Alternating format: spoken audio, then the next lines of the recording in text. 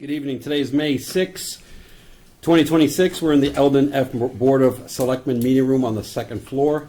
The time is 6:30 p.m. Before we stand for the pledge, please be aware this meeting is being recorded for use on the internet and our local cable station. Please join me on the pledge. I pledge allegiance to the flag of the United States of America, to the republic for which it stands, one nation, under God, indivisible, with liberty and justice for all. Here we go. First on the agenda tonight is vote to ratify Caroline Nelson's employment as Outreach Assistant, MOW Coordinator, Tax Work-Off Coordinator. This is Caroline. Hi, Caroline. Hi. Yeah, my name is Caroline. I graduated from Bridgewater in 2020, and I'm really excited to come back and work for council agent. Fantastic. Awesome. You guys have any questions? No, I've known Caroline for a while. I am good. Marcy? No, I've heard all good things, so welcome. Well, I'll say if going to the Council of Aging, everybody loves going there. You're going to enjoy yourself working there. I'm positive of that. And we look forward to having you. So at this time, I want to take a motion, or we'll make a motion to ratify Caroline Nelson's employment as Outreach Assistant, MOW Coordinator, and Tax Work-Off Coordinator. And it'll be effective May 13th. Effective May 13th. Second. All in favor? Aye. Yeah, here we go. We'll get this done. Caroline, congratulations. You're all set. Thank you. Thank you. Welcome. Wish you the best. Yeah. Next on the agenda is to vote to ratify Luke Azak's employment as employment contract as station manager at WB Cam. Ben, having you here. Thank you. How are you? Yes, I'm well.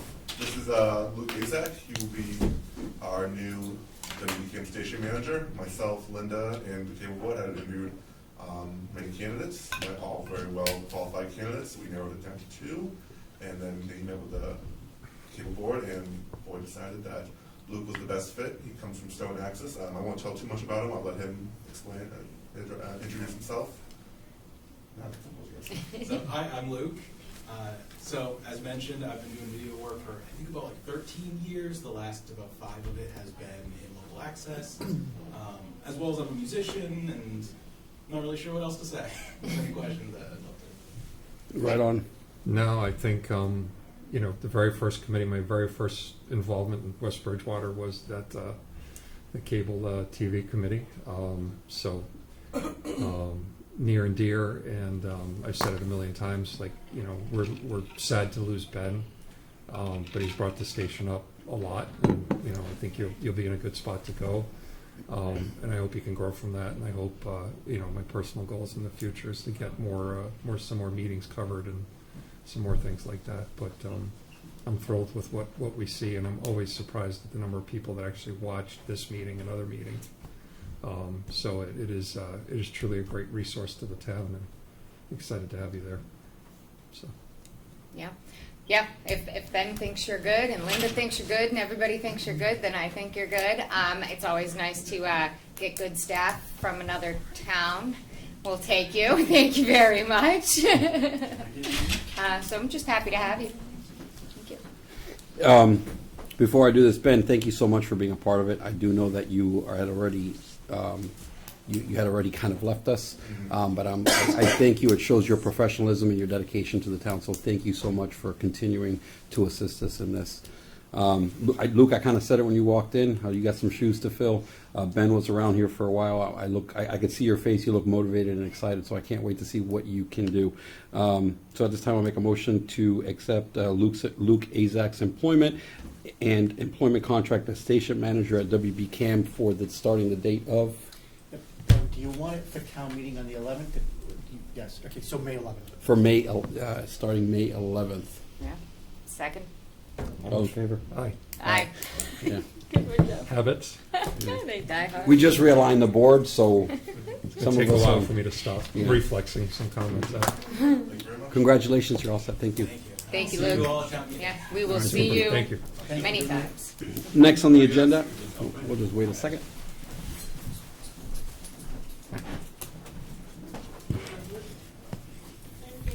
Next on the agenda is to vote to approve common vicular license for Tosca's Pizzas located at 499 West Center Street. For this particular vote, I am going to recuse myself, and I'll turn it over to Marcy. All right, well, again, vote to approve the common vic for Tosca's Pizza located 499 West Center Street. Hi, how are you? Good, happy to have you. Welcome to town. Jeff, do you have anything? No, No? I'm all for this, so. Yeah, yeah. Our pizza places have dwindled, and it's a shame, and yours is closest to my house, so let's go. Yeah, we had, Bloom's was great, and then we had Gigi's, and Yep. that was great as well. So we're looking forward to you being great also, but more long-term. Yeah. Cross our fingers. So we're down a couple of pizza places right now in town, Yes. so. I'm always looking for new pizza, just an FYI. So I will make a motion to vote to approve the common vic license for Tosca's Pizza located at 499 West Center Street.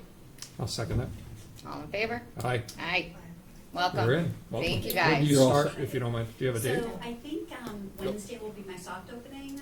Barring any And then inspections. hopefully the following Friday I'll be We're good. open Oh, to good. the public. So Super. I'm very excited. Very soon. Great. Yeah, very See you excited. soon. Thank you. Fantastic. Yeah, no, we will see you. So my family's very happy about this. So we used to own the Italian kitchen. So my ex-husband owned the Italian kitchen with his dad, Gus. And then after his death, 6 years ago now, they sold it to the Cape Cod. Yep. So my family is very excited about this. That is wonderful. I hope you got some of those recipes. Yeah. I stole the recipes. Sounds good. Thank That sounds you. exciting. Thank you so much. Best of luck. And like I said, Thank you. I'm You sure guys are I'll all see you set. soon. Thank you so much. Thank you. You don't want us to stay? You No, can you stay. hang out. You It can gets stay, very but I exciting mean, in there's this two room. pages. There's 2 pages of this. No, we Sorry. Thank you. Okay. Have a Thank good you. night, ladies. Drive safe. Good luck. Thank you. Next on the agenda is vote to approve the one-day entertainment license for Jump Aboard Foundation, May 30th, 2026. Yep, so it's a fundraising event. It'll happen at the school on May 30th. The one-day entertainment license is triggered because they will be looking for a band and some other activities that are there. And because they are a not-for-profit, I would ask you to waive the fee as well. Absolutely. Any Yeah. questions? No, No, I've this looks like a great event. yeah, I've It is. spoken to a few people involved with the event and the foundation, and they seem very excited. And it looks like a great event. I hope that I'll be able to make it. I don't know that I will, but it definitely looks good. It's a And great yeah, cause. and it's in memory of Jake Russell. Yeah. At this time, we'll make a motion to approve the Jake's- one-day I'm sorry, Jake's Russell. one-day entertainment license for Jump Aboard Foundation on May 30th, 2026, as well as waiving the fees for the event. I'll second that. All in favor? Aye. Right on.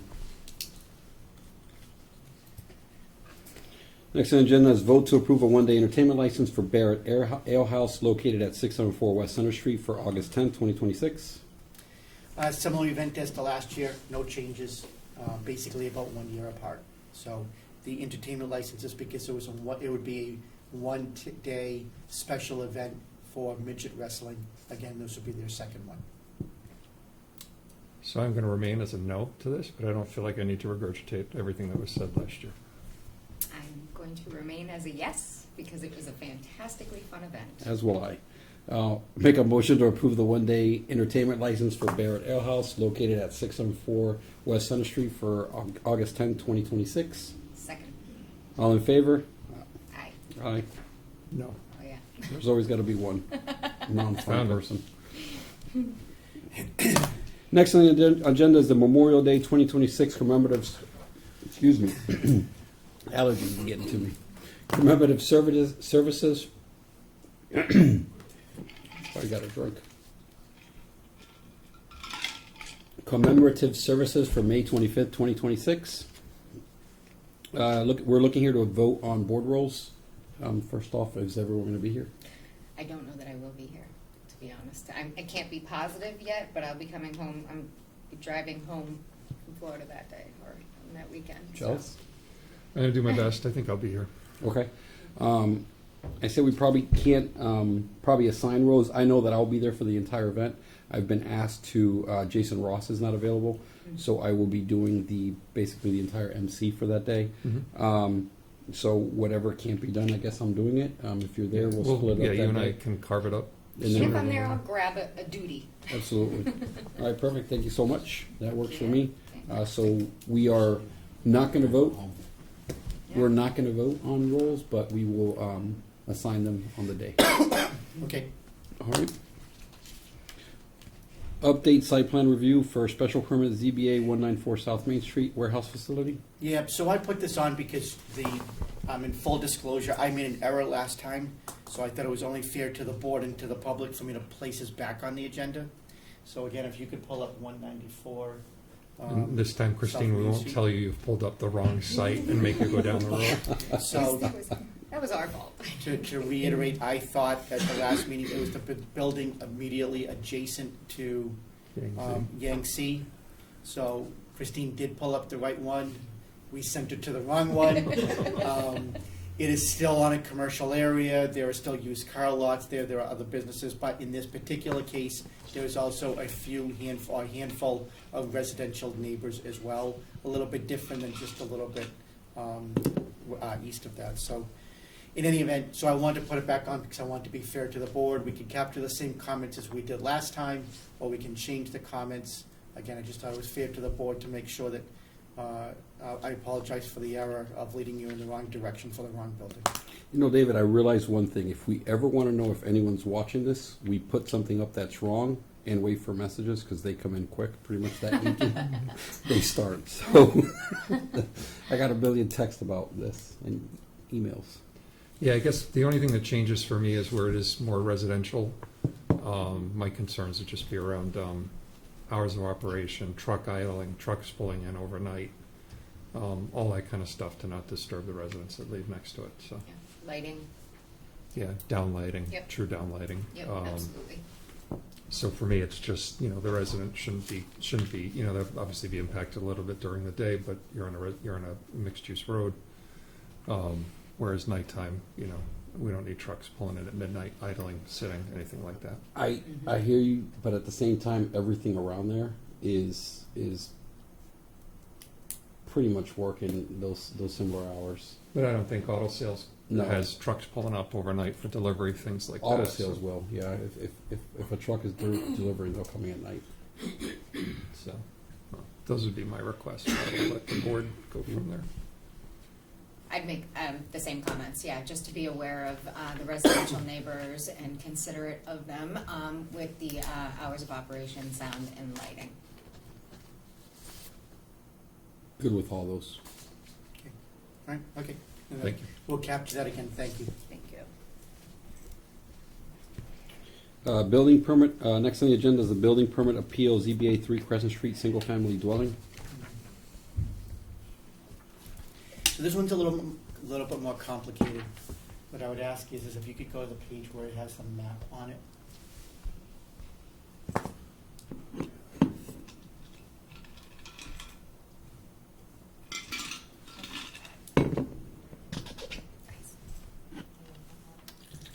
Inside the packet.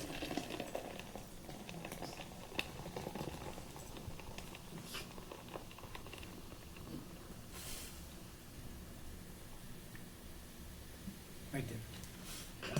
Okay, good. So we put this in green so you could see it. This here is with 3 distinct parcels created or identified in a plot in 1958. They are 8, 9, and 10. 8 is on the lower portion, 9 is in the middle, 10 is up top. They are in common ownership and have been in common ownership since 1958. Recently, without any notice, the governor signed the Housing Reform Act. We never received any notification from MMA. It kind of caught us off guard. It appears that some of this, or most of us, was worked into existing legislation kind of at the last minute, so nobody really had an idea as to what it was or what was forthcoming. In the fall, a local developer either purchased or was in the process of purchasing this property, And what they want to do is that they want to implement the spirit of the new Housing Reform Act that allow them to be able to build 2 additional houses. So right now on Lot 9, there is an existing house. That would not be conforming to our zoning because it does not equal 30,000 square feet. And therefore, it was only allowed to be in existence because it also, under the merger doctrine, meaning that if you had adjacent property in common ownership, you could count that towards your square footage, so therefore you would be compliant with zoning.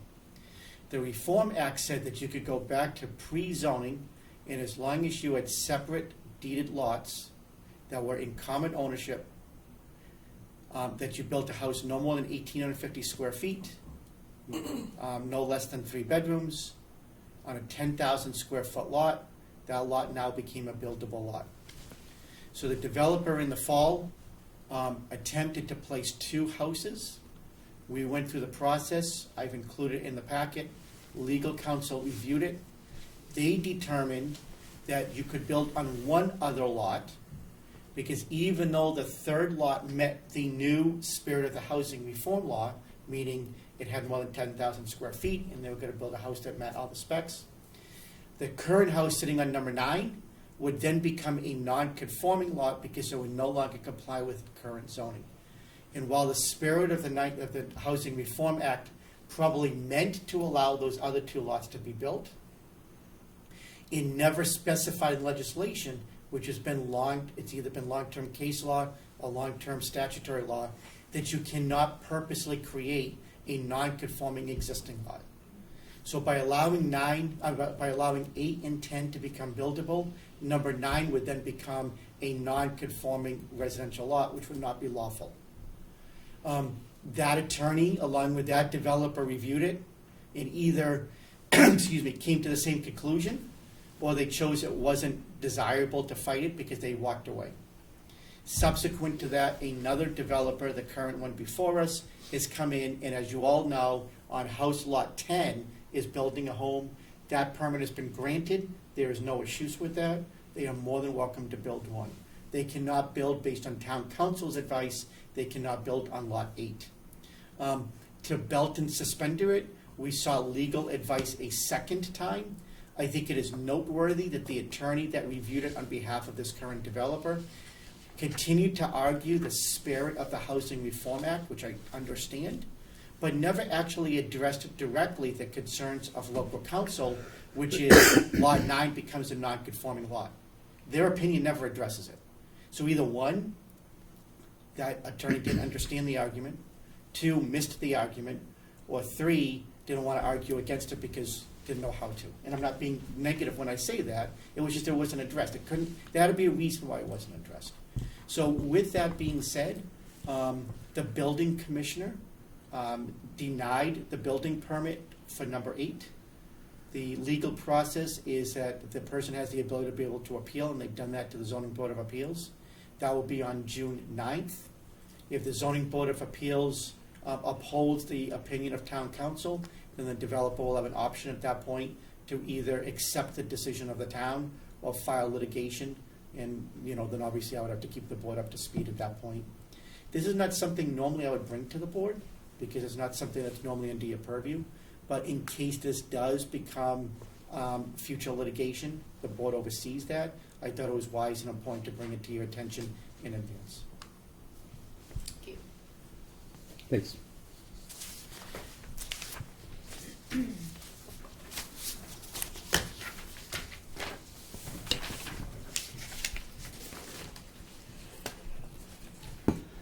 Next on the agenda is the proposed subdivision for Horsepower Road.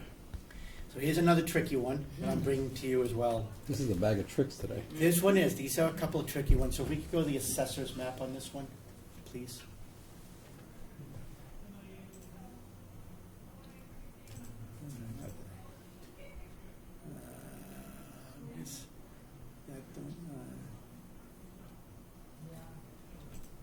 There it is. That one right there. Okay. So before I refer to the map, I want everybody to think about where we are. If you were to leave the Spring Street School and you drove on Spring Street and you headed crossing North Elm We all know, or at least I thought we knew, that as you go up Spring, you eventually run into forest. The road ends. I remember the first time I came to town thinking it was kind of strange, it just ended in the woods. Turns out, it doesn't end in the woods. It turns out that there is actually a road in the woods that has just never been developed. So I've asked, Christine, we've loaded this here. This is our current local assessing map. You can see Spring Street on the bottom, runs underneath the swamp area, travels northward, then heads westward, then heads northward again. And where it ends in that bend, which is just south of where the Pearl Road development is that Walnut Street right there, and that's where it bends. Right off of Walnut, you'll see an itty-bitty little white area, and that is currently where Spring Street is developed or paved. And then from there, it literally begins to disappear. You'll see that there's a small little road that goes into Pearl Road from the rear access point, and that is Spring Street Extension. If you can highlight that spot that you're on right now, Christine, or maybe if just, I just want the name to pop up. Yep, so just go back one, please, right there, and then just put the cursor right there, and I just want, so you can see that says Manley Street, Spring Street. Then you go down to number 10, you'll see that that's in common ownership. And then if you go down to the furthest one on the right, the small one, that's in common ownership as well.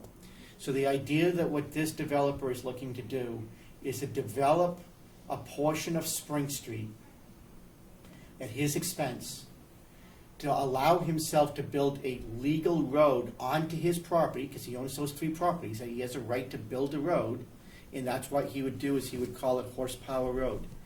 You see it as called proposed subdivision, and the reason being is just because the planning board takes the position that you cannot build a road unless you go through the Subdivision Control Act.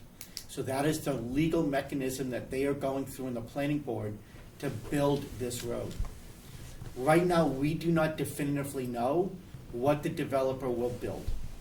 They have a legal right, assuming they go through the process, there's conservation, there's other issues that they have to deal with, but assuming that they go through the regulatory process, that they would have a right to be able to build a road there. And then from there, once the road is legal, they would then have the ability to determine what they're going to do with it. Because clearly they're not just building a road to go into the woods, because that's all undeveloped parcels of land. The issue here is that where Spring Street is, that becomes a demarcation point between residential to the north and industrial to the south. So it is understood from staff meetings that they have been had with the developer is that they would be looking to put some type of contractor bays off of Horsepower Road.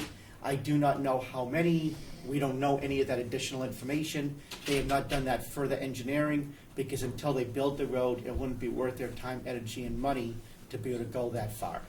So again, I'm bringing it to your attention because the planning board will be reviewing this in order to go through the process of building the road, and we'll see what happens in the future. I have So so again, many- just bringing it to your attention. So many questions. Because I mean, that's state forest there, Well, the green is state forest. right? And then some of those parcels look like, are they, I mean, we don't know if this is the scale or not, but it looks like those 3 parcels on the bottom would be part of the state forest, or? I think that there's some state forest that impacts those areas, yes. Which I would also assume it's probably wetlands. There's no doubt that there's ample amount of wetlands, and therefore conservation will have to be involved. So again, it may not come to fruition, it might come to fruition. Instead of waiting until a later date, again, there's a little bit different than we normally experience. I thought it was wise to bring it to the board in advance, so at least you knew what was going on. Thank you. You have more questions? No, I have a lot of contract. questions, but there's no answers yet. I like contractor yards, we just don't have enough of them. And that We know was how you feel sarcasm. about those, yeah. Request to modify existing, next on the agenda is request to modify existing site plan review, special permit, planning board, 0 Matfield Street, contractor storage yard, remanded from Superior Court. Yeah. So this is the Oak Hill Way.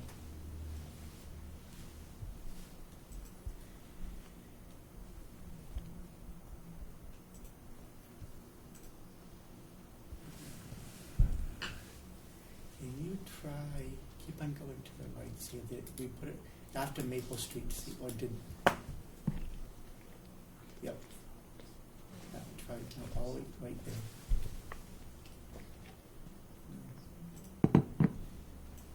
All right, that's it. I'm sorry, okay, good. Okay, so, in 2023, a developer, EOMS, you'll see, if you can hyphen where that easement is shown, right there. That property there is a property that is owned, and you'll see above that, there is a road that ends in Oak Hill Way. There is currently a recycling center that is there. It is in Brockton, and the same entity that owns that facility owns that parcel of land right there. Immediately to the left of it is water land, the water department's land, and also where some of their wells are, where at least they draw water from. I don't know if there's a well. Is there a well or just no well? draw? Okay. So in 2023, this developer started to develop that property, had not received any permits, had not gone through the regulatory process. The town was made aware of it. We issued a cease and desist. And at that point, that developer began the formal process through the Zoning Board of Appeals to get a special permit for use for contractor's yard, and then would have to go through the planning board for site plan review in reference to in order to do that. So the Zoning Board of Appeals approved it, but at that time there was concerns from the Board of Selectmen, which I've included in the packet that you could see that we provided. And there was also a lot of concerns from the water department because it was immediately adjacent to their land. And it is my understanding, and there's members of the water department here if I'm wrong, but it's my understanding is that developer at that point not only did work on his property, but it also impacted parts of the water department property, clear cut some of it, and made some other impacts to it as well. So obviously the town had concerns. The water department sent those concerns over. Either all of them, none of them, or a portion of them were not handled through the Zoning Board of Appeals. And as a result, during the 21-day appeal period, the water department had standing to be able to file an appeal, and they did so. The Board of Selectmen are the only ones that can hire legal counsel. You authorized outside special counsel on behalf of the water department. In the next 18 months or so, there was ongoing litigation that occurred between the water department in concert with the developer in reference to the approval from the ZBA. The water department basically there was concessions made, and the water department elented to those concessions, and therefore it went back to the Zoning Board of Appeals in the fall after the Superior Court remanded the decision back to the ZBA, and a special permit has been issued for use. It is now going in front of the planning board because a contractor's yard in the Water Resource District area requires a special permit, and they also have to do site plan review. It is noteworthy that there is nothing their parcel does not abut any land or have frontage in the town of West Bridgewater. That's an issue that the planning board in West Bridgewater will have to look at. The only access point is through the private developer's recycling unit through the city of Brockton. It is now before the planning board, and so again, this is now for your ability to provide comments as you normally do for any site plan review. So whatever your comments are, we will then pass them as we normally do. My comments are what I think I caught the tail end of this when I first sat here. We don't need this sitting above or over our water resource. It can just be a no for me.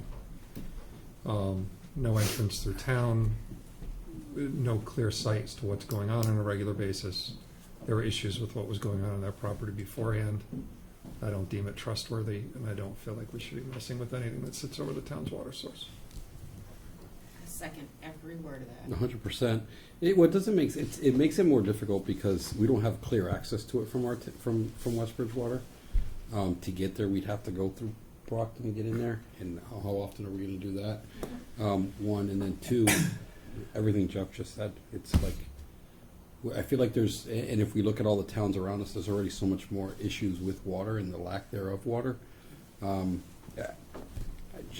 I don't think it's a great idea, and I don't know if you guys think, but water's here. Well, we went back and forth a lot in terms of what we had to go through with them on the plans.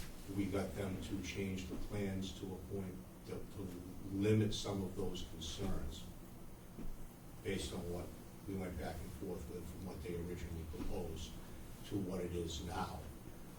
We don't have the authority to say no to something like that, but we were able to get some protections for what goes out there. But I think our original thing is we basically prefer, we wonder why we didn't buy that, so we bought all the rest of the property in the first place. So they limited your concerns, but they didn't alleviate them. No, then, again, because you can't get there to check it, and you can get there through the woods, maybe depending on how high the water is. You can't see it from anywhere, the Oak Hill Way, but you're a couple thousand feet when you're leaving the city street to get there, so there's no real ability to check on anything over there. So part of the site plan stuff was to make it so that they'd really have to do something to get off the property again, but it's still, those are still legitimate concerns. I mean, I would have to hear we have zero risk to even consider, and I think that's almost impossible. So we'll capture those. Sorry, my allergies are bad. You and me both. And again, I think to Art's concern, Oak Hill Way is a public way, but it ends at a private establishment. So in order for us to access it, not only do we have to go into another city, which we do. There are other parts of West Bridgewater that you have to do that. That's not, but you have to actually access it through private property. And I think that's a problem.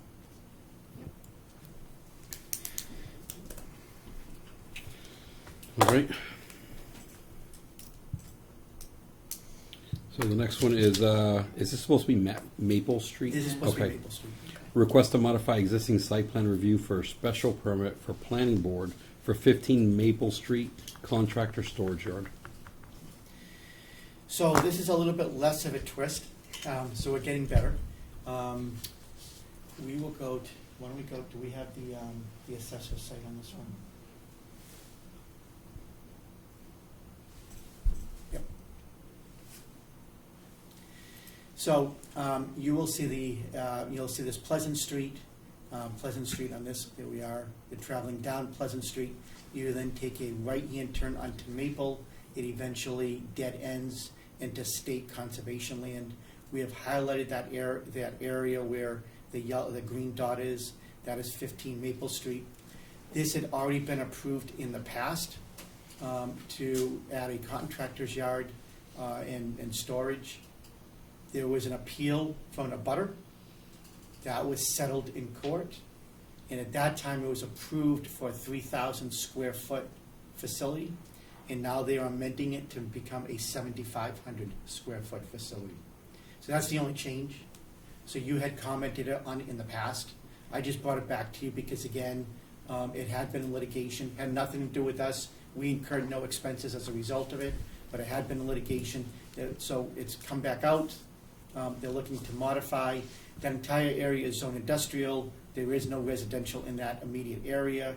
For contractors' yards, is the right, in my opinion, is the right place to be.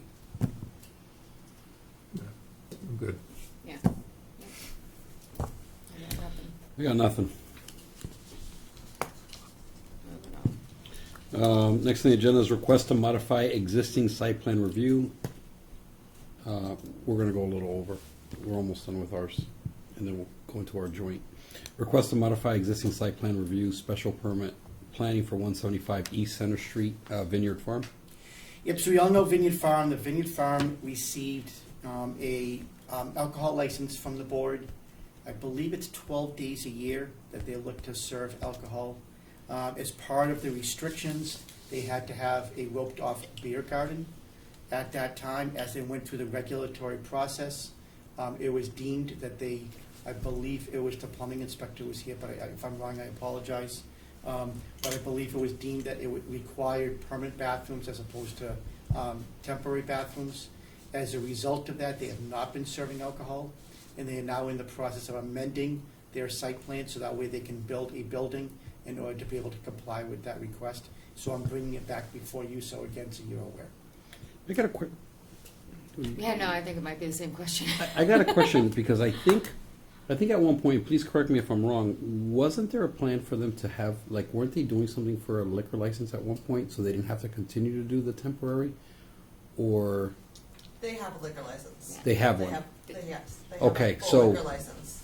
Okay, They got it. only use it when they have like, special Events. events. Like Mother's Day, they have people come. Easter, they have people Right, come. okay. So, it's not necessarily specifically 12, but usually there's about like 12 days, 12 weekends a year that they actually end up using it. Okay, got it. But this is why the change.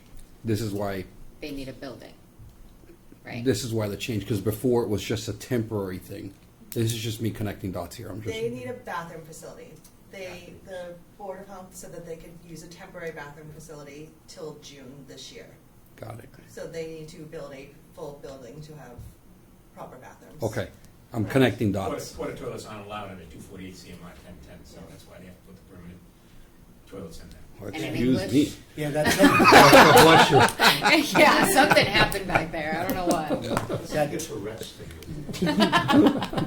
It doesn't comply with the plumbing, so porta toilets aren't allowed under plumbing code. Okay, And that's what they need temporarily until, but they need permanent structure. okay. Is that because they have the liquor license permanently, or if they just did like the 12 days a year alone? Well, right now, they only have one half bath in the existing structure up front, which Okay. is not adequate enough to handle the people that are in the building. So Makes sense, they yeah. need to, if anything, upgrade that. And Okay. it's just above and beyond what they need to meet the minimum standards. Okay. Yep. Appreciate the explanation. Yeah, you don't need to vote for this, right? I'm just capturing comments. If you have any positive or negative comments, again, they're just modifying it by adding a building. Yeah. But that's it. I think my only comment to Vineyard Farm, and I've seen it when they have larger events, I think it's going to be parking. I think parking, it's going to continue to be an issue until they have an adequate parking lot. I do know that they do their best to mitigate, because I drive by and there's people roping people off and there's cars driving in the back. But I think as it grows, I think parking is going to be the issue that I foresee there, and I don't think anyone's going to deny that. Yeah, no, absolutely. No, and the building commissioner has cited that as well. Okay. Wonderful. I'll make a motion to approve the meeting minutes of April 1st, 2026. Second. All in favor? Aye. And make a motion to accept the meeting minutes of April 22nd, 2026 for review. Second. All in favor? All in Aye. favor? Aye. All right. You still with me, Jeff? All right. Do we want to jump into our joint meeting, or do we want to finish this off, David? Well, my recommendation is that we could go through these fast, because when we finish the joint meeting, we're then going to transition to executive session. Got it. Communications and reports from boards, commissions, and town officials. Municipal Building Needs Committee and the mission statement. 150. So I placed this on the agenda because as the transition was occurring from Jeff to Mike as chair, Jeff was having, we were reviewing this as how we wanted to progress with this committee. So Jeff, if Yeah, so this, to me, this is an existing committee. Art and I have had a brief conversation. I owe him a phone call back. Yeah, but we'll get there. There's been other stuff. We've both been busy. But coming out of the special town meeting for the school and listening to, comments about the school not being maintained, this not being, and I take some of that probably to be true, and I take some of that probably to be false. But what it highlighted is we are probably not, as a town, necessarily maintaining all our properties as they could be and as they should be. This committee existed. We only just found the, going back 20 years, 30 years, found the actual statement. We thought we had to make one, but the statement itself is dead on for what we want it to be. So this might be something that's cyclical, comes up in years and goes away in years. To report annually to the Board of Selectmen town meeting as a condition, recommend uses and needs of municipal buildings. I'm not so much worried about the selectmen. My vision to sort of re-energize this, and again, I have to talk to Art, who's the chairman, is to get a group of people, and it probably exceeds, there's 5 people on this board as it's appointed, and maybe we look at that down the future, but, and for me, and obviously we need to discuss, but it's a couple of plumbers, a couple of HVAC, maybe somebody for septic, maybe somebody for electrical, to really go in and evaluate all our buildings, not just the school, but you know, I know we had an issue with the boiler at the school. Could that have been avoided had we had somebody look at it and make maintenance recommendations? This committee would only make recommendations back to the board that has, you know, jurisdiction, if you will, over that building. But it would also be a public document so that we could then all act on it, discuss it, and bring it up budget time. Things like that along those lines. Same thing, Council on Aging, same thing for the police, for the fire, for this building. You know, any building we have that the town owns, it would be good to have a group of experts in their field go through, look at things, understand, you know, ask the questions, how often is this being maintained? I know we had some issues at, you know, over on the public safety building with septic, because some things weren't being pumped that should have been pumped, and it's just, there's different things going on, and I think if we can get the right group of people just to oversee, walk through, make notes, make recommendations, prioritize those recommendations, Yes. pass them back to the appropriate committees, then from that, you know, that gives us some insight. And it takes, and I don't want to say it takes anything away, I mean, the town meeting was the town meeting, but at least we can confer or deny that is actually what's going on and what's happening. And more importantly, we can protect our own interests before we have to just continue to replace equipment because it breaks to the point of no repair. So that's sort of my thought on this, and it sounds like that was a long time ago, but that might have been something that the town was looking at way back when. In case anyone's confused about what Jeff just said, because he said a lot of words. It sounds like there's already a committee that is doing this. Yes. Or that is assigned to this. We just have to basically activate and Re-energize. I think it's been Re-energize. energized with when buildings going on, in, like the police and fire, the public safety building. Well, what happened since I've been on, and I came on when the police and fire, the public safety building was in the planning stages. That was being overseen pretty much by building needs, as Vic Flaherty was in charge of it. It was a fairly large committee. They had, I think, we had more than 5 that were showing up at the actual meetings on a regular basis, so some of them might have been, I don't remember what the word is, but for when people aren't there, you've got coverage. Yeah. And a few times when you're talking about was done, that you go and look at the buildings, come up with a list. The problem is it never went anywhere. And over the years, we've had more and more trouble keeping people on it. It sort of morphed more into when the building officials decided they needed something, and sometimes it'd be something to break, other times we did with the library, Yeah. I think we did for a couple of other buildings.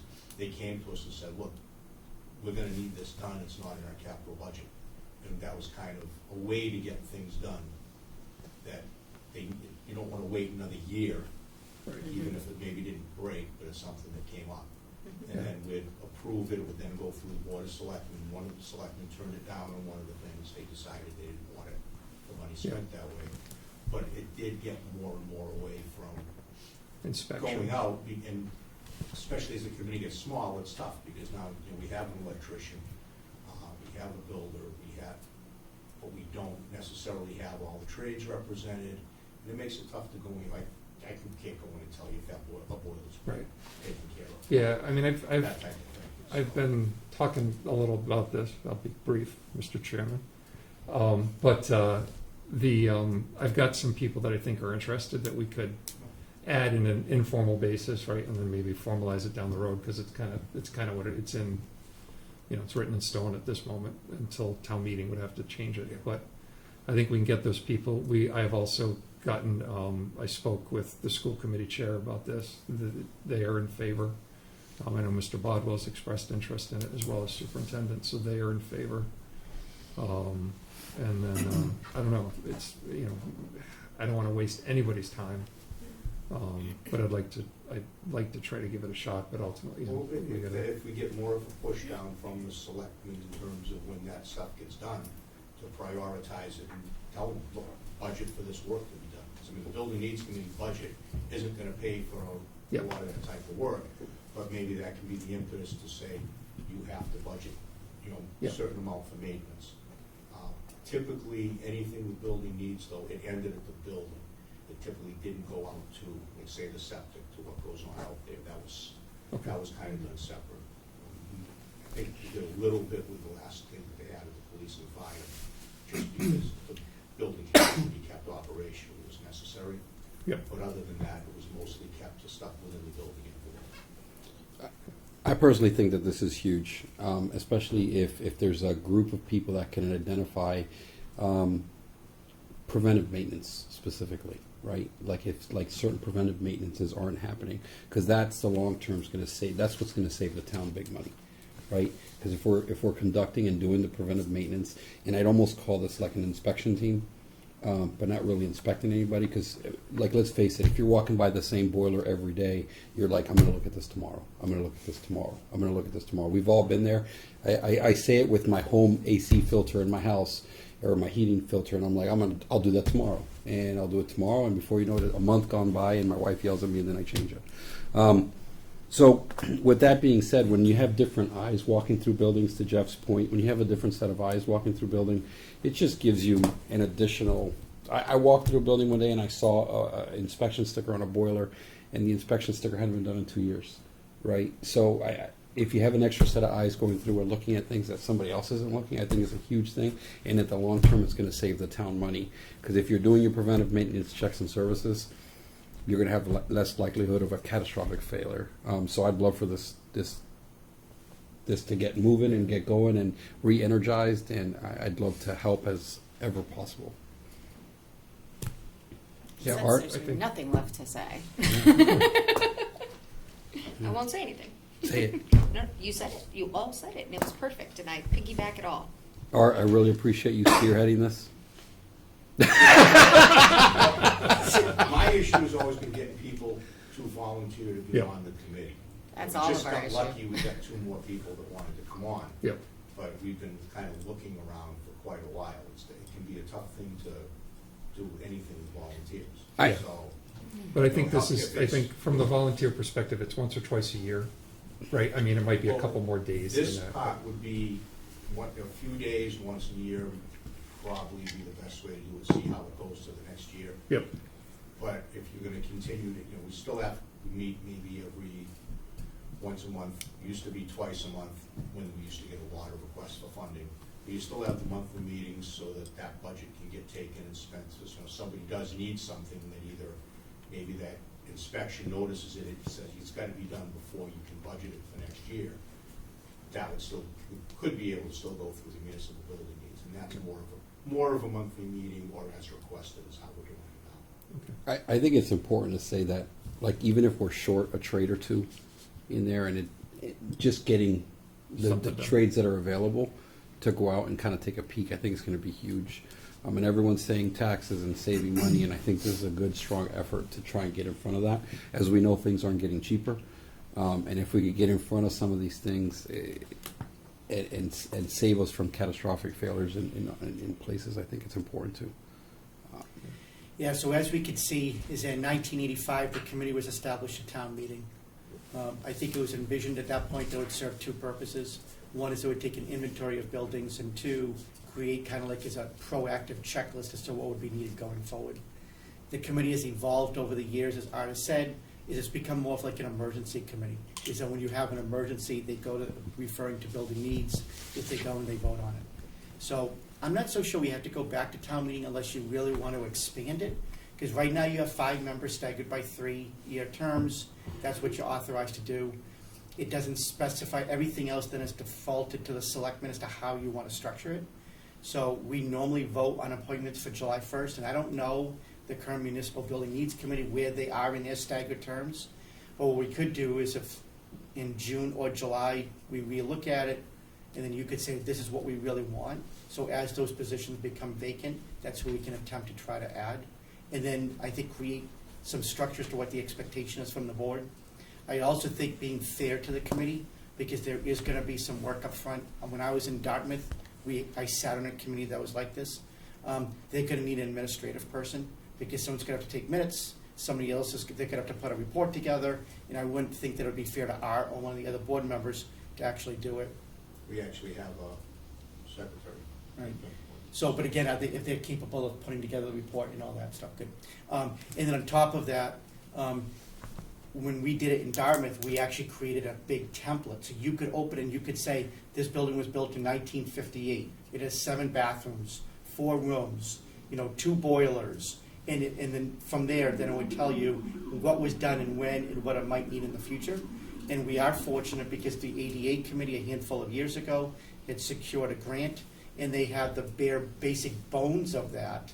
Granted, it was geared towards what it would need for ADA, but I think some of it is already in there, like these are the amount of buildings, this is the year built, this is what the structure is. So I think we could use it as a template and then be able to add to it.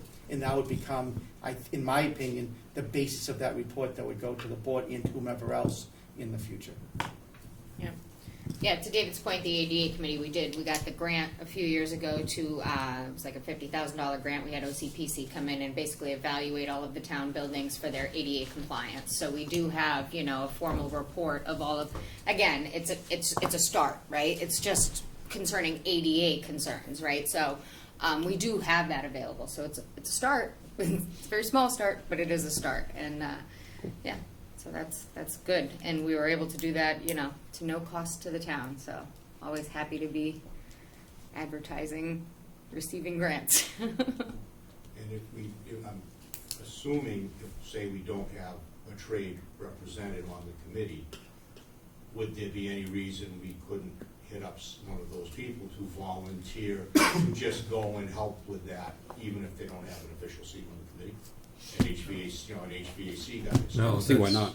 That's it, So, I take so everybody. it's not like we're limited just by, we can pick out those other skill sets. Yep, Yeah. we can find them, and When we there's schedule the inspections. people Yeah. in town that all have those skill sets, and I'm sure they'd like to help us keep their taxes a little reasonable, Yep. maybe. Sounds good. So, but we can Yeah. talk off, outside of here and figure out what that should be, or if you've got names, I've got a few, whatever. We're good there? Feel that one. All right, next on the agenda is correspondence from public to determine a course of action. I think we have none. Have people here? Nope. No course of action. Nailed it. Public comment period. Moving along. Moving along. Town administrator report. All right, so real quickly, as you know, Ben is now officially left. He was here this evening. We are going to provide transitional assistance to Mr. Azak, who was hired earlier today, so it is before you. That has been signed and implemented. You'll see on June 14th will be the annual Firefighters Memorial at Pine Oaks, and there's a proclamation that I'll ask you to sign before you leave tonight. Open Space and Recreational Committee will have a plant swap on May 16th. It will be at Pratt's Landing. Next Monday is town meeting. Town meeting starts at 11, but I post you at 5. 6. I'm so sorry. It's May 11th. It starts at 6. I always post you at 5:30, so that way you'll be in session if you need to do anything. But the pomp and circumstance normally starts at around 5:45, so we do ask our residents to get there early. And then your next scheduling Board of Selectmen business meeting is on June 3rd, 2026. At this time, we will start a joint meeting with the water commissioner. So I don't know if you need to open. Yep. You want me to go first? or you- First of all, you want to open your meeting, Yep. and then we'll take motions to go into executive session, please. Okay, we'll open the joint meeting of the Board of Selectmen of May 6th at 7:24. So moved. There you go. In favor? Aye. Awesome. All right, we're doing a portion of this in open. So now in open session, we will have the conversation about next steps, about reorganization.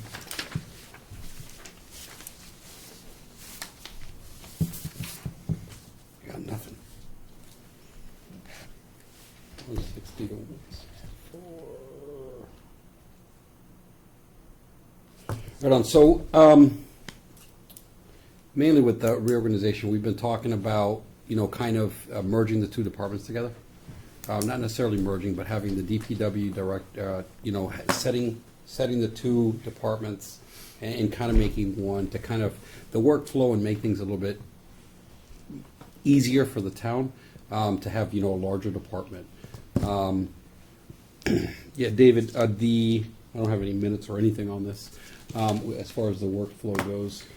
So I think if I can step in for a Please, second, yeah. this started in a conversation last August with the two boards together. We are fortunate, there's a couple, I shouldn't say fortunate, there are a couple of circumstances taking place. One, we happen to have somebody who's currently running the DPW who comes from previously running a water department in another town that has all his licenses together. And two, Mr. Parks, who's our current water superintendent, is planning on retiring at the end of the year. So there's an opportunity, I think, to improve sort of the day-to-day management of the water department as we transition by moving the water department under the DPW. That doesn't replace the water commissioners, that doesn't replace the tasks that are in hand. It does take it from elected to appointed over a time period. As it's currently written, all of you would finish out your terms, if you would. And based on the fact that nobody would run the last time, I'm pretty sure we can appoint you for life to continue on that road. But I think, as far as, setting rates, setting directions, setting all that stuff, it's still the water commissioners. I, as a board of selectmen, have no desire to oversee or have any responsibility as it relates to water. It's just, I think, the day-to-day operations, and there's some synergies between the two departments. And I would hope that there's maybe a little more planning that can come out with Phil and Phil's background on the water side of things. So there's an article for town meeting. It doesn't, it's written in legalese and blah, blah, blah. Like it honestly doesn't lay out anything clear. Right, exactly. And there's many steps to that process, right? So the first is our May 11th vote for town meeting. At that point, if the intention of the town is clear, then the intention of the town is clear, and we can probably start doing some things. But the formal process won't happen. It has to go to a special act at town, at state level. That takes place in January 2027. For all we know, by this time next year, if it approves at town meeting, this would probably be in effect, right? It's just, there's a prolonged process. We happen to be doing this, catching it by nothing more than luck in the right year, where at least if we approve it now, we can get it, because it's only on odd years at the state level. So, so it's not a quick process, but once we understand, we're all for it. We'll see. I don't know. I've not watched your meeting or know if you guys have voted or anything.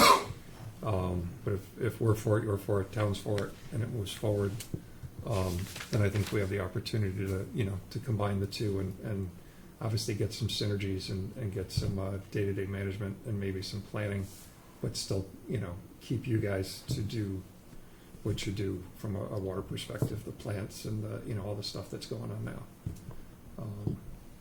So I don't know I know there've been questions, and we saw emails back and forth, and I think this is a good idea to have, hammer some of this out before we walk into town meeting. Mm-hmm. And start asking questions. So, and I don't know that we've thought about it to the nth degree, or Well, if you want, interject a little with it. Yeah. Because we've discussed it, we have been trying to figure out what we're going to do forever. How we replace Wayne when he retires, which is, the job description wise, it makes it very difficult, because the way that job has worked out to be, as opposed to probably what it should be as a superintendent, and there definitely is possibility of making things work better, but the details of how it actually happens, to me, this is less of an issue. I mean, idealistically, I want everything to be, I'd rather have elected boards. My preference. Doesn't necessarily mean it's better or worse one way or the other, and probably the way we get turnout and stuff, most people don't really care one way or the other in town, would be my guess. I've never have heard a plain English reason, however, why you couldn't change the same thing and just keep the board elected. This does nothing but make it an appointed board, right? So nothing, what else changes by doing, when this passes, the board goes from elected to appointed. And now Phil's, he shouldn't use his name, the director of public works would be theoretically the water superintendent, but would report away from us instead of to us, because you can't have him reporting in multiple distances. He can't have two bosses, really, and he really reports to the board of selectmen. So we start getting into that.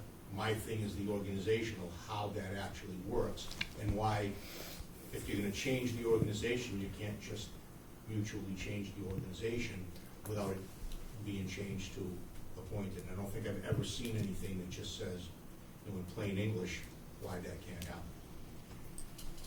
I don't know that I have the answer. I'm going to answer everything but that question, and hopefully David can provide some guidance. As far as the structure goes, it's very similar to how conservation is right now. We have a conservation agent, we have a conservation commission. They're appointed. The agent works and takes guidance and direction from them, but some of the day-to-day stuff still manages to flow through this this building, if you will, and through the planning department and things along those lines. So it exists, and we've proven it, I think, to be functional at that level. I mean, this is a bigger piece of It's different, the organization size. Yeah. Everything is different. Yep, I don't disagree. But structure-wise, it exists, and it's here now. I can't speak to why the elected or the appointed, but I don't know if David has any insight. So really, it was in August of last year we had this conversation. I asked all of you to watch the meeting. I don't know if you had an opportunity to, but if you did, I think you made the best case for it to be appointed than anyone at the time. But it could be elected. There's nothing legal that says it has to be appointed versus elected. But as Art said then, and I would argue today, is that one elected board cannot answer to another elected board. And we have all experienced that whenever complaints come in, a lot of times they'll come to our office and we always just say, call the water department. Just fine, we can continue to do that. But if we're going to have a integrated department, we can't have one of our employees that's overseeing it and then have no jurisdiction or ability to be able to effectuate change if somebody comes in with a complaint. Sooner or later, in any good organization, there has to be a top person, top board, top something that can make a final decision. And so I said this to Art the other day, so I'll say it publicly. I don't think having an integrated TPW department with two elected boards works. I think you either do what we're looking at now, or you do nothing. Just keep it the way it is, which is what I said the other day. Fine, just keep it the way it is. And they would hire a superintendent and we would just move on. But if we're looking to say, let's have an integrated department, Phil has to take some direction from the Board of Selectmen, which flows through me as he does today. And then because of the water department's function of setting policy, setting the water rates, figuring out abatements, do we work on hydrants, do we work on replacing pipe, what do we do? That's a policy decision. He would take, then Phil would answer to the water commissioners in reference to that, which is identical to what Tim does in the regulatory process for the Conservation Commission. Eventually, let's just be honest, eventually there's going to be a conflict of something. There always is. That's why management exists. If there was never conflict anywhere, we were never managers, because sooner or later a decision has to be made. And if you have two elected boards that has no authority over the other, that conflict is going to go unresolved. I don't care if it's in the town of West Bridgewater, if it's in the private sector, or it's at any other level. So that's why at that time we discussed at that meeting, and we asked legal counsel to look at it, is if we were to make it into an appointed board and structure as an integrated department, how do we do with the process? And he came back with the process. In that meeting, it was also suggested, let's have legal counsel determine the pros and the cons. And I spoke at that time and said, that's not his role. His role is to give us legal guidance. It is you guys to determine whether it's favorable or not favorable to do. So, again, my recommendation is you either integrate it similar to conservation as we discussed in August, or stay with the status quo. But I do not think that it would be workable to have an integrated department with personnel answering to 2 elected boards. And I did provide a hierarchy chart. Art asked me that on Sunday. I came up with it. The board had never reviewed it. I used the same template as we have in the conservation, so I didn't have to recreate it. I sent it out to all of you, so all of you would have it, but with the caveat saying that while I was creating it, I had no authority into the Board of Selectmen to do it, except for the fact that I was just trying to use it as a template. But I think into this, the DPW director, as you can see, on a day-to-day basis, someone like Tim Hay.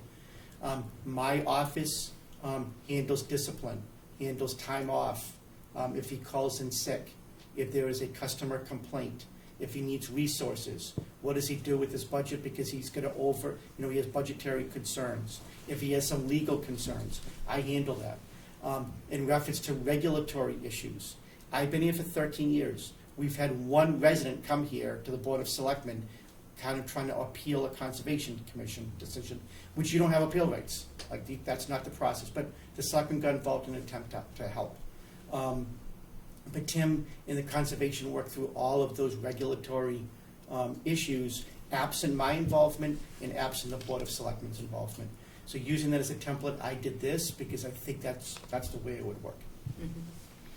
Thank you. A couple things. I think structurally, when we look at, structurally, we have the right guy in DPW right now. We're lucky and have the right guy sitting in DPW at the moment. Structurally, we're going to be sharing assets, right? Because right now, I think that's one of the biggest things. I think long term, when we're looking at this, we are looking to better the town. I don't think that there's any member in this room right now that wants to do anything long term that's going to hurt the town. Nobody on this board, I don't think anybody on this future board, just like whether they're elected or appointed on the water commissioner, I don't think that no one that's sitting on either side of those seats or in those seats is ever going to do anything to intentionally want to hurt the town. No one could, if you're volunteering to be appointed or elected, you're putting your name in the hat, you're not trying to hurt us. You're not going to try and hurt the town. So I think long term, I hear you, but I don't think it's going to make a difference which way it is. You know what I mean? You know what I mean? Well, like I said, the idealist in me wants everything elected, and there's practical points to that too. Not being able to get people to run for the offices gives you a whole different problem. We got lucky this past time because I pull them in and coerce them. Overnight deal. But it's tough to do. It's tough to do that. And over the course of a year, the selectmen may run into people that you can kind of recruit if you need to replace somebody. To me, the moving things around gets to be kind of important because we do have what's kind of an untenable job description at this point for a superintendent. There's a lot of those job descriptions that could go into the DPW director's purview, make the assistant superintendent more of a water treatment, in particular, operator, because then the laborer staff can go back and forth with DPW for doing roads, whether it's roads, catch basins, hydrants. They can cross work and that, get a few more people with distribution licenses. They can do more work on the water mains. Mm-hmm. With 2 treatment plants coming online by the end of this coming year, we're going to need treatment plant operators, which we're going to be a whole other issue. Is it can't be the laborer operators that we have now. We're going to have to really set up a chief operator, which could be this assistant water superintendent bit, and then 1 or 2 operators under that person to be able to keep these things running properly, maintain them, make sure everything's covered when it needs to be. And I guess I can say, and I don't think these guys would know, you do, we lost our more senior water treatment operator today, put in his resignation. Mhm. So we're now even more under the gun. They didn't know, by the way. Although I The couldn't- faces They- are the telling you faces they they just didn't made. You know. know what it's like. Yeah. I Yes. can't tell them. Yeah. Yep. Okay, tell us now. I just did it. Oh. In a meeting. I wasn't gonna say the name, because if I say the name, then we're not in the open, we're not in executive session, and that would be a personnel thing, so I don't think I can say the name. I think at the end of the day, like, this is a perfect example of it, right? We're doing things to increase the staff, so if there's a shortage somewhere, we have help somewhere else. And I think this is gonna make the town, I know it's gonna make the town more attractive for like DPW water folks to wanna come and work in this town, when now there is multiple director levels or assistant director level positions that are gonna be available. They could cross-train. They could, I mean, the sky's the limit, in my opinion, on the abilities, on the abilities that they're going to be able to do within the town.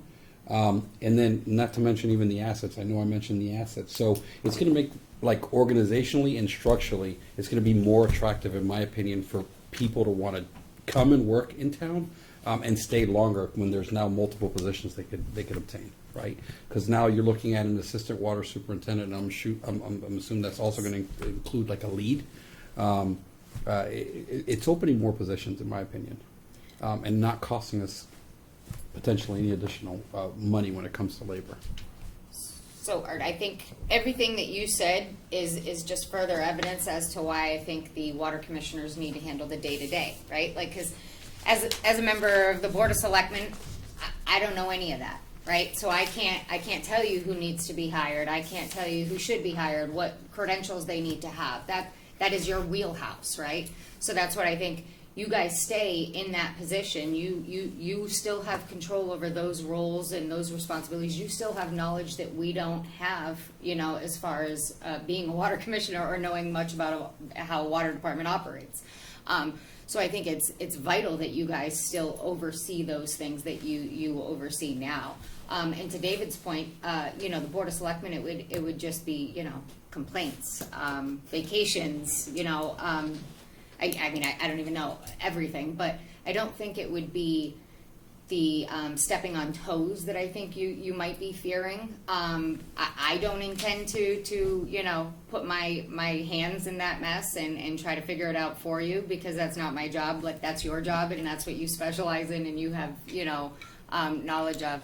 So I would just personally say myself that I don't want to step on your toes as a water commissioner, whether it's appointed, elected, or whatever. I just want to be helpful. And to Mark, I think you made this point in one of your meetings that I attended, and it's what Mike is touching on now with assets, shared resources, right? So if DPW is opening a road and water knows they need to replace a pipe on that road, we can do it at the same time, instead of the way that it is now, where DPW opens the road and paves the road and does what they need to do, and then water goes, oh shoot, we should have replaced a pipe down there at that same time, and we didn't. So now we've got to open that road, and we've got to use more resources and more money and more time.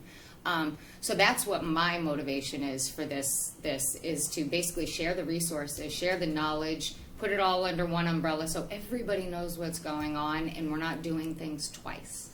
So I just wanted to try to ease any concerns about, wanting to take over. I don't feel like that's what this is really necessarily. My concern with that, I don't know if these guys are gonna start talking soon, I suspect. My concern with that is this board, my concern with that would be, a few years in the future, as people change out, you never know. Yep, Or- understood. We've been told is we've never really had that problem Yeah. on the other boards in town with the selectmen doing that, so. Art, we have to think about this. Is anyone in either one of these positions ever in favor of doing harm to the town? Because the answer is going to be no. The answer is going to be no. Yes, sir. Mr. Chairman, if I may, and through you to the members, I just look at it this way. When you remove an elected board, you're removing it farther away from the electorate. So, I mean, they elect us for a reason. No, they didn't appoint us, they elected us. We have to answer to them on this question. And I think this is just setting a bad precedent. If you make this an appointed board, what next? Board of Assessors, Planning Board, School Committee, anything's open if you're changing the rules. We've been in existence since 1910, 116 years. Long time, right? Great Depression, couple, world wars. We made it. We survived.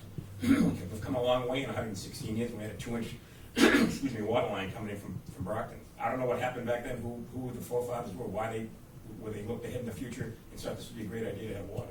What I'm saying is that whenever you take it away from the voters, that no good will come of that. Look at surrounding towns, what they've done when they went from elected to appointed. The electorate, the electorate loses their voice. Also, I think what we're looking at right now, we're going to have a director that will be in charge of both departments. How long is that going to last before that individual retires? 5 years. And then what happens? We're going to have a new board of selectmen. They might have priorities that are different from what you guys have right now. I don't know. I mean, same with the water, same with the appointed, with the appointed positions. I'm just concerned whenever you take it away from the electorate, to give it to an appointed authority. I think that's a bad precedent to set. And I don't know what the Concom, I don't know what the zoning board, whatever appointed position that you have right now. All I know is that the water department's been existing for 116 years. Yeah, it's had good times and bad times. Right now, we've got some challenging times because we've got unfunded mandates coming from DEP, from the state and the federal government to reduce our PFAS, our iron and manganese. Yep, we're satisfying the demands or the requirements of the state and federal government right now. And I think we're doing a good job. And I just think it's a bad move to make this into an appointed position as opposed to elected. And I think if we can work out so we can have one leader in charge of both the water and the DPW, I think that's a great way to put it. But if not, well, I'll leave it at that. So thank you. John, I appreciate and I love everything you just said. But the reality is this. When we look at how many people are actually stepping up and running for some of these positions, when was the last time we had multiple people running for a water department seat? Same with the board of selectmen, it's the same thing. I get it. And at the end of the day, whether you're appointed or elected, our ears are to the ground and we're listening to the people at the end of the day. And I hear what you're saying. I love what you're saying. I wish we could continue to say we're going to have a bunch of people that are going to continue to run because they want to make the water department better. But you said it. You said it. We had to pull Mark at the last hour to get him to turn in his papers. Like how long is that going to be sustainable for? Because last I checked, people are running for the school, but everything else, there's not a lot of contested races in town. There really hasn't been. And how long are we going to continue to draw straws? And at the end of the day, you can't have nobody run for the water or nobody involved for the water because it's important. It's a very important resource. And as much as I'd love to say, let's keep this elected, how do you do it when a lot of people don't want to get involved and help out? So I just want to answer the one part of the DPW, that one person. Number one, when we do this, I think, there's putting the leadership in that DPW / what'll be DPW / water person. There's an increase in funds that should be available, so we should be able to hire somebody at a higher skill level to manage both. And we happen to have somebody there right now that I think fits that requirement, both from an engineering standpoint, from a licensing standpoint. I don't think it's unique. I think there are a lot of towns that DPW and water are now combined and move in that direction as the licenses become hard to get people to get and get people to pass. As far as elected versus appointed, I don't know how. I hear what you're saying. I just structurally, I don't know how you do it. On the back end, I don't know how you have a DPW director that reports to 2 elected boards. I don't know that that's fair to that person at the end of the day. This isn't a power grab. I want nothing to do with water. No disrespect, but if this was political, I would run away from it. But I believe it's the right direction for the town. I think we get some superior leadership over there. We get some engineering, some planning. Somebody that's done it in a bigger environment and can bring those skills here. And I think we should take advantage of that. And then we can hire to that in the future. To me, that there'd be a salary increase for that role in that position. which probably allows us to bring in better people. I'm not sure who mentioned it, but I know that in some email going back and forth somewhere, somebody highlighted the fact that combining these positions actually makes the position in the future more appealing for applicants. I'm not exactly sure who made that point, I don't recall. But having it be a more appealing position, even in 5 years or whenever you were just anticipating maybe the current person that we had in mind wouldn't be here anymore, I was under the understanding that just reinforces that it's going to be a more appealing position going forward.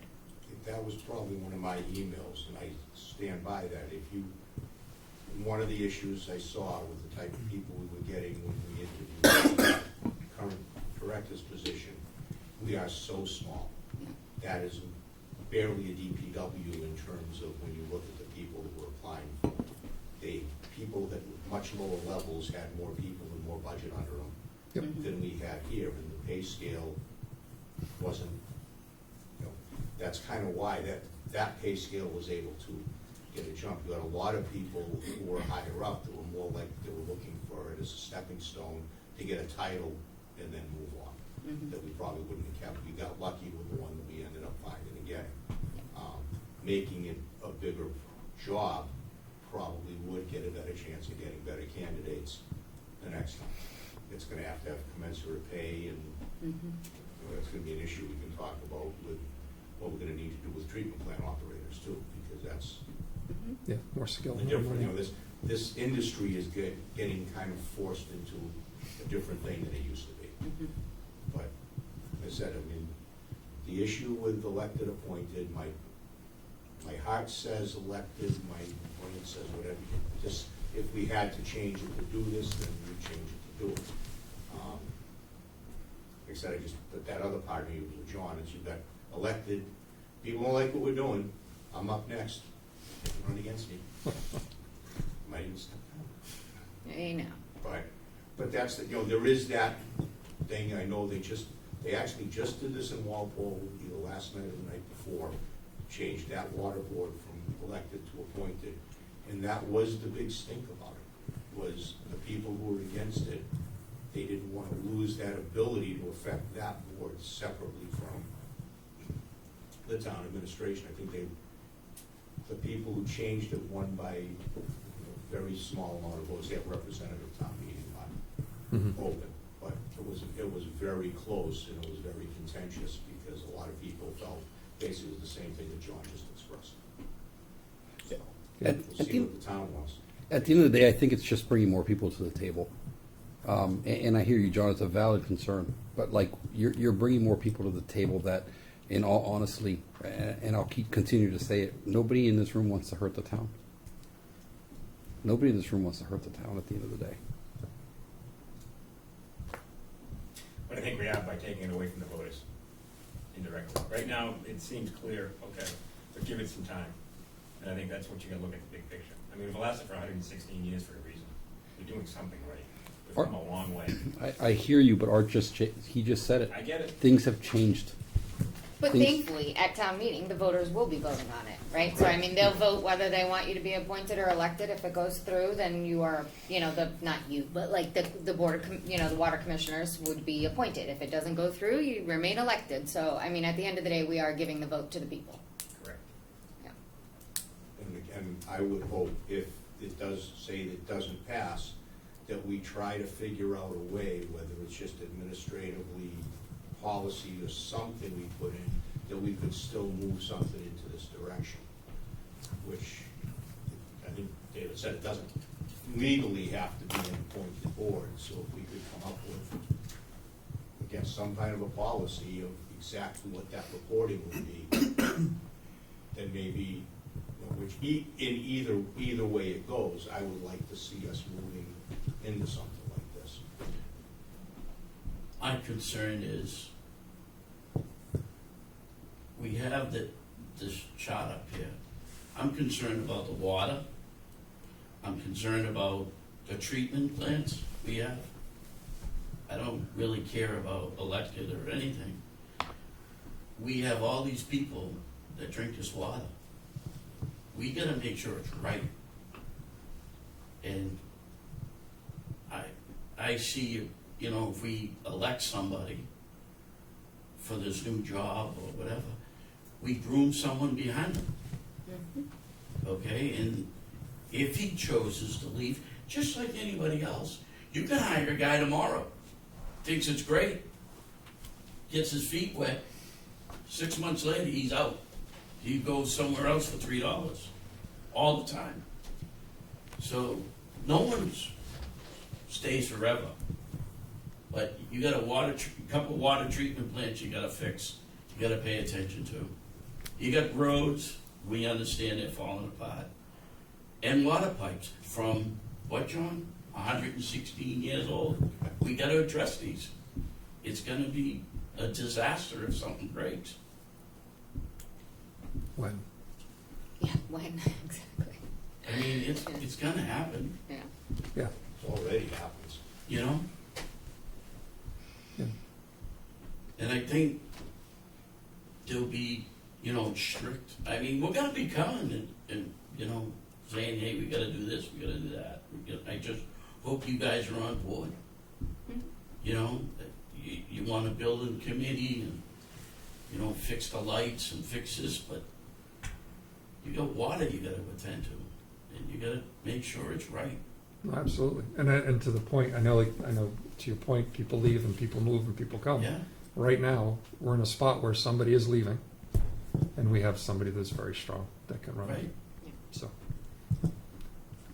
again, I'll certainly think about it. There's a structure piece there, and that's where I'm stuck. I get what you're saying about the elected.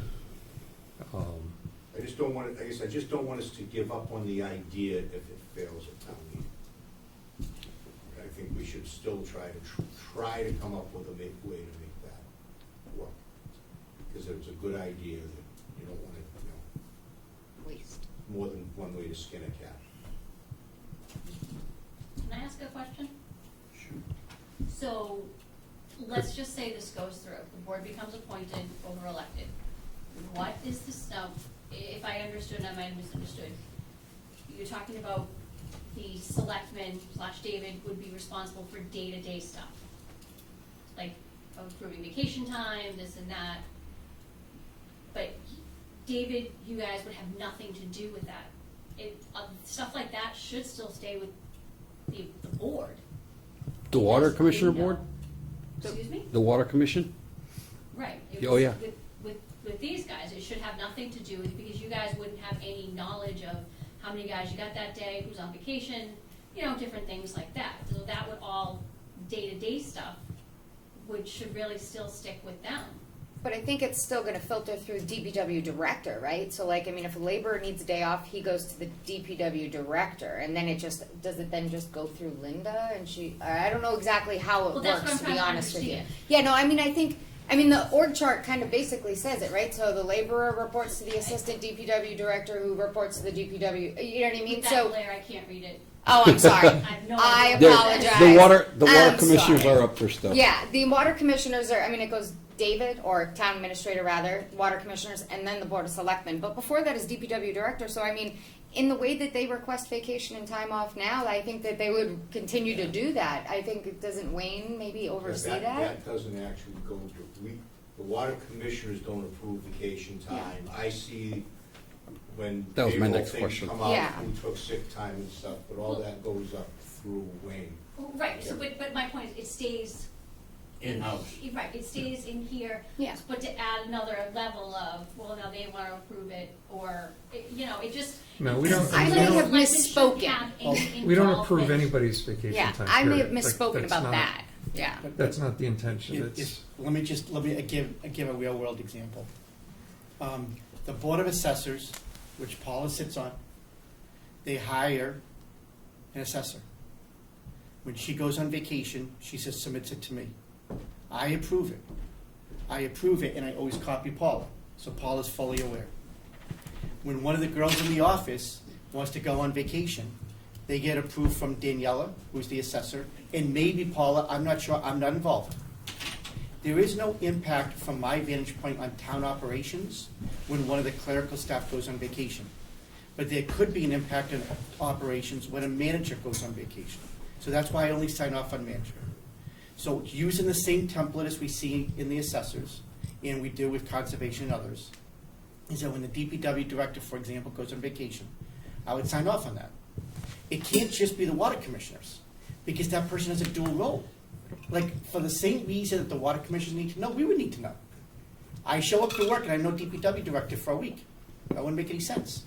So, on a day-to-day operations, I would sign off on DPW director, and again, like I do with Paula now, I would just send a copy over to the water department so that they're aware. When the assistant DPW right now, Mike Hutchinson, goes on vacation, I don't see it.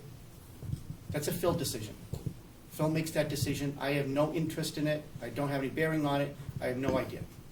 I only handle at the management level, so I would use the same template as we do with an elected board of assessors, as we do with an appointed conservation commission, and in theory, what we would do here. Right, you're clarifying that it's just management. When Marcy spoke, I was just curious, but if we're gonna use assessors, I'm still elected, my board's still elected. Yep. And so that's why I used it as an example, is the fact that because we have management staff that still answers to an elected board, they have still deferred to me to be able to handle day-to-day managerial roles, but I have had no impact whatsoever on the role of the assessors or the role of the assessors play in, one, being an elected board, and two, in being a regulatory board in reference to assessing. And whenever I do make a decision that pertains to Daniela, the board is immediately copied so that they're aware. So if we're gonna use assessors as the example, why couldn't you figure a way to do this with water? I mean, I get it, Phil's doing two roles. That's the difference. And I get that, so it makes it a little more tricky. But Phil would be here, he would have a highway person here below him and a water person here below him. But why would you take the job if you were, I don't want to say Phil, but why would the DPW, how would we hire somebody knowing that they now report to two bodies at that level? You know what I mean? The level of complication, it just, I don't know. How about the hiring process? It's three. It's 3 to 3 who wants to hire someone. How do you fix that?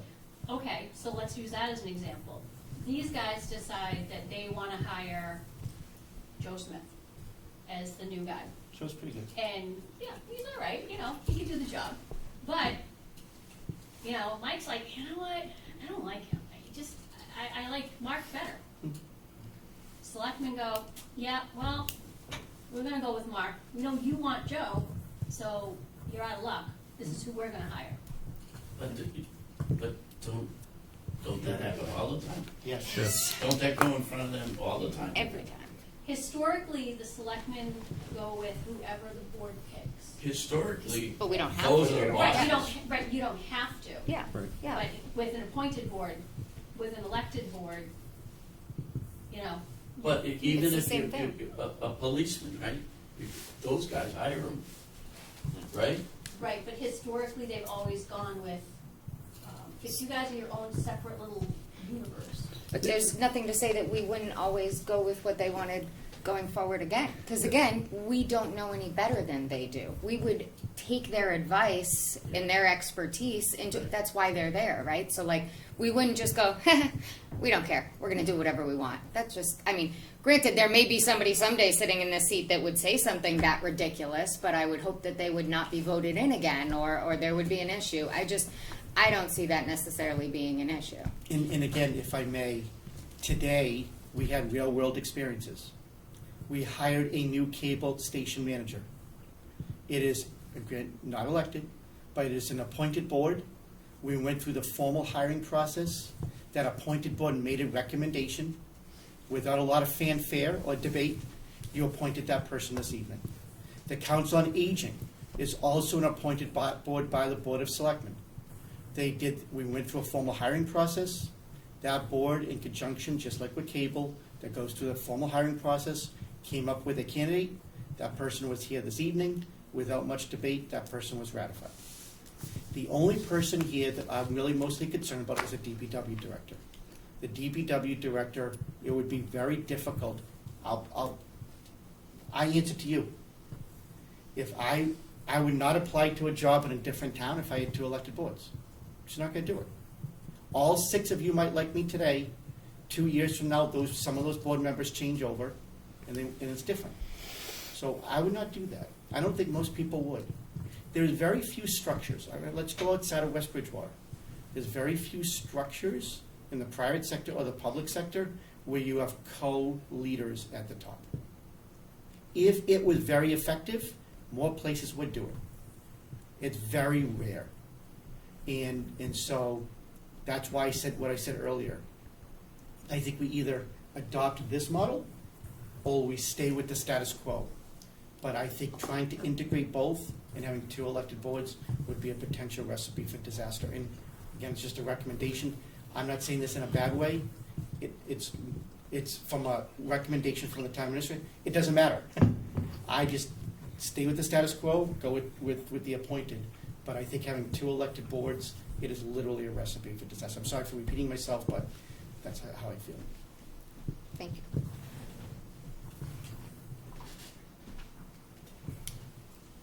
Which is up to the townspeople. Exactly. Yeah, 1,000%. Yep, so town meeting will speak. Yes. I Big just voters. 150? I just want that to run right. Good. You know, we just want it to turn out right. To your point, I think water is the most important resource. 100%. Water is the most, it is by far the most, you can't live without it. 100%. Can't do anything without it. I think you got the right guy. You know, Funny. I You mean, can't. But again, I don't think anyone is gonna do anything malicious to hurt, whether it's appointed, elected. I don't think that there's anyone in this room or anyone in any future rooms that's gonna be either on the Board of Selectmen or on an appointed water commissioner or an elected water commissioner. I don't think that there's anyone that is going to, that lives in town, that is on those boards, that's gonna intentionally hurt the town. And I'm gonna stand, I've said it 15 times, I'll say it 27,000 more times. I think it's important to move on at this point. Are we good with this conversation? Yep. All right. Pursuant to Mass General Law, Chapter 30A, Section 21A, Exception 2, in unison with the Water Commissioners, Sit down. Executive session. in unison with the Water Commissioner, conduct strategy session for preparation for negotiations with non-union personnel, specifically the DPW superintendent.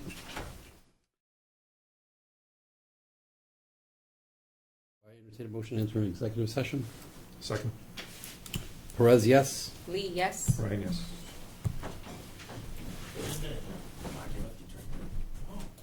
Don't forget that. I would entertain a motion to enter an executive session in unison with the Board of Selectmen, not to return to open session for purpose of conducting a strategy session for negotiations with non-union personnel, specifically DPW superintendent.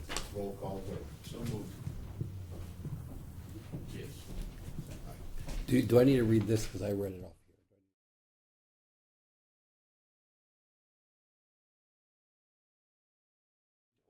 I'll say that now, not to reopen into open session.